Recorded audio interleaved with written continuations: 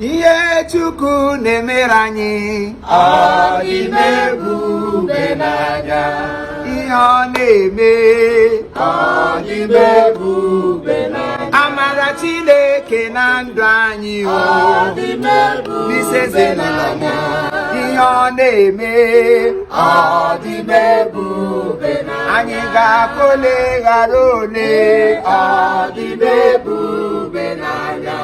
Chukwu daalụwo Ọ dị m ebube n'anya. amaghị m otu m ga-esi kelee nụ ya Ọ dị m ebube onye ọma na-eme mma Chukwu nara ekele Ọ dị m ebube o si Jenụwarị dute anyị tata o amaghị m ihe m ga-akọba Chukwu nara ekele Ọ dị m ebube ebe ndị ọzọ gara nwa ọkọ na-edu anyị o ọpụpụ na alata Chiọma mee Ọ dị m ebube n'anya.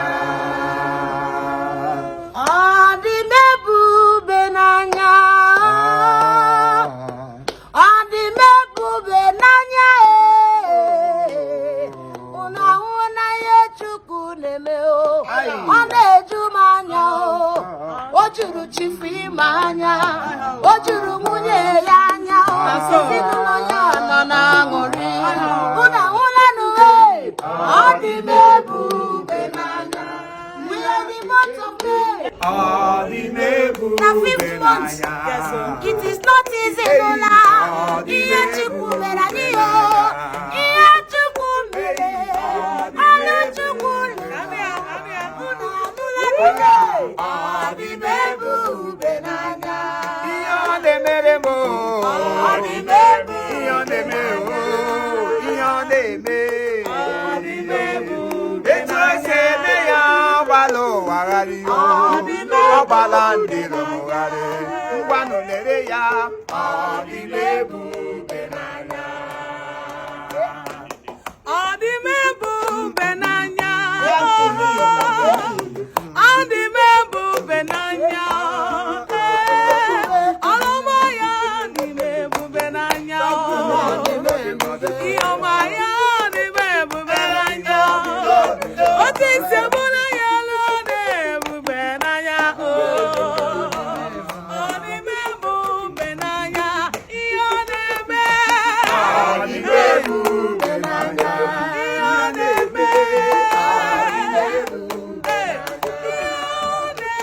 Aya, ọ dị m ebube n'anya. ọ dị m ebube n'anya. Ị chetara ihe ọma Chukwu mere ọ dị m ebube n'anya. This month ọ ga-agọzi gị ọ dị m ebube. Chukwu ga-eme gị ga-akarị ibe gị o. Ị gaghị anwụ ọnwụ ike ọ dị m ebube. Ọ ga-ebuli gị elu karịa nsogbu gị o.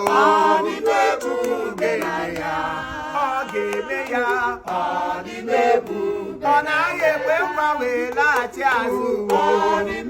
Chineke na Chukwu ga-anụgo ọ dị m ebube n'anya. Ọ dị m ebube n'anya. Oh, ọ dị m ebube n'anya.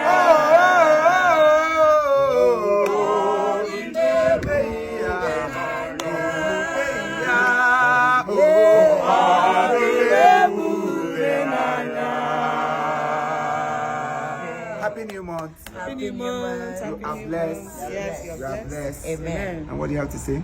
You're blessed. I know. All right.